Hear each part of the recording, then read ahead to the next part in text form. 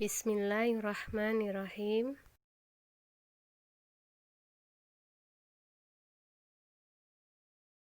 Assalamualaikum warahmatullahi wabarakatuh. Sebelum pembelajaran kita mulai, marilah kita awali dengan doa bersama. Bismillahirrahmanirrahim. Raditu billahi rabba wa bil islami dina wa bi Muhammadin nabiyya wa rasula. Rabbi zidni ilman nafi'a warzuqni fahman wasi'a. Amin.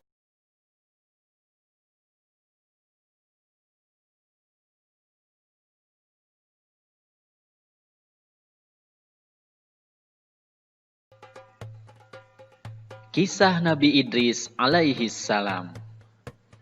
Nabi Idris adalah keturunan keenam dari Nabi Adam alaihi salam yang lahir di Mesir. Beliau diberi nama Idris karena gemar membaca dan menulis. Nabi Idris merupakan nabi yang sangat pandai dan cerdas karena rajin belajar. Beliau adalah orang pertama yang dapat menjinakkan kuda liar.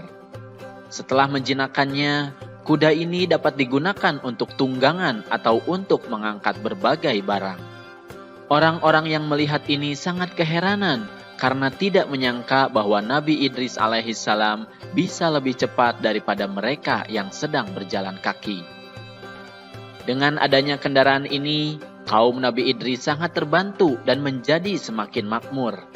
Nabi Idris pun menjadi orang yang sangat disegani dan menjadi seorang panutan. Nabi Idris alaihissalam adalah manusia pertama yang mulai menulis dengan pena. Sejak kecil, Nabi Idris alaihissalam rajin belajar. Beliau dianugerahi berbagai kepandaian oleh Allah Subhanahu wa Ta'ala. Di antaranya adalah ilmu alam semesta, ilmu tulis-menulis, dan ilmu berhitung. Beliau juga manusia pertama yang dapat menjahit sehingga membuat pakaian lebih nyaman daripada pakaian yang terbuat dari daun yang dirajut. Selain itu, beliau juga menguasai berbagai bahasa. Oleh karena itu, beliau menjadi mudah dalam berkomunikasi dengan manusia lainnya.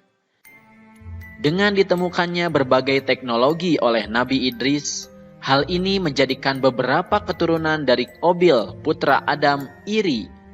Mereka pun mulai menyusun rencana yang jahat dan mengganggu kaum Nabi Idris yang sedang bekerja. Semakin hari, sikap keturunan Qabil menjadi semakin jahat dan kasar. Karena sikap keturunan Qabil yang semakin meresahkan, kaum Nabi Idris pun menyampaikan kejahatan-kejahatan yang dilakukan keturunan Qabil kepada Nabi Idris. Akhirnya, Nabi Idris pun meminta petunjuk kepada Allah Subhanahu wa Ta'ala ke balik bukit. Pada usia 82 tahun itulah, Nabi Idris alaihissalam diangkat menjadi Rasul atau utusan Allah untuk memberikan peringatan kepada seluruh umat manusia. Bismillahirrahmanirrahim. Dan ceritakanlah, hai Muhammad, kepada mereka kisah Idris yang tersebut di dalam Al-Quran. Sesungguhnya ia adalah seorang yang sangat membenarkan dan seorang nabi, dan kami telah mengangkatnya ke martabat yang tinggi. Quran Surat Maryam ayat 56 sampai 57. Akhirnya Nabi Idris pun mulai melaksanakan tugas kerasulannya, yaitu memberikan peringatan kepada keturunan Qabil untuk kembali kepada jalan yang benar. Setelah diberikan peringatan, keturunan Qabil tidak menerima peringatan dari Nabi Idris. Kemudian mereka pun menantang kaum Nabi Idris untuk berperang. Nabi Idris pun tidak pantang menyerah untuk menegakkan kebenaran.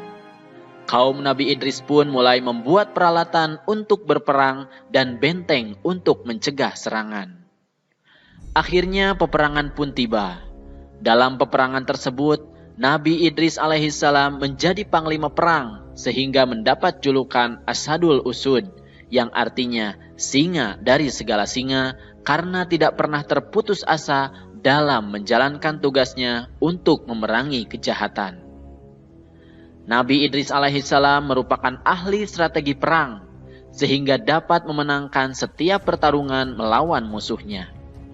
Akan tetapi, keturunan Qabil menjadi semakin banyak dan kejahatannya semakin merajalela, terutama kepada wanita dan anak-anak.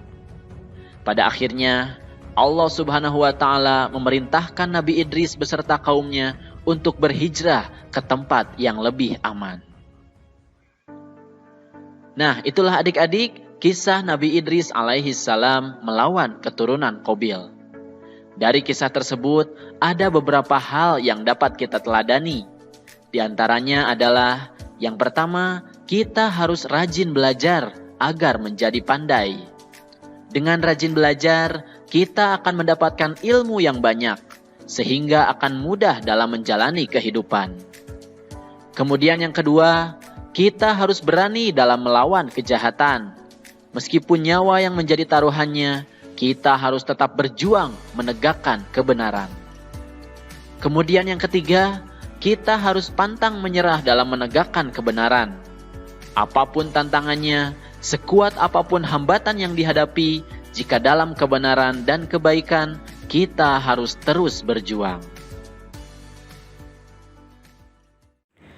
Nah, anak-anak, tugas hari ini yang pertama adalah menyimak dan memahami materi yang disampaikan dalam video PowerPoint ini. Kemudian, menjawab pertanyaan di bawah ini. 1. Mengapa Nabi Idris alaihissalam menjadi pandai? 2. Sebutkan 2 keistimewaan Nabi Idris alaihissalam. 3. Nabi Idris alaihissalam mendapat gelar Asadul Usud. Apakah artinya? Hasil tugas difoto dan dikirim via WA ke nomor Bu Puji ya. Selamat mengerjakan. Semoga mendapat kemudahan dan keberkahan dalam belajarnya hari ini ya. Wassalamualaikum warahmatullahi wabarakatuh.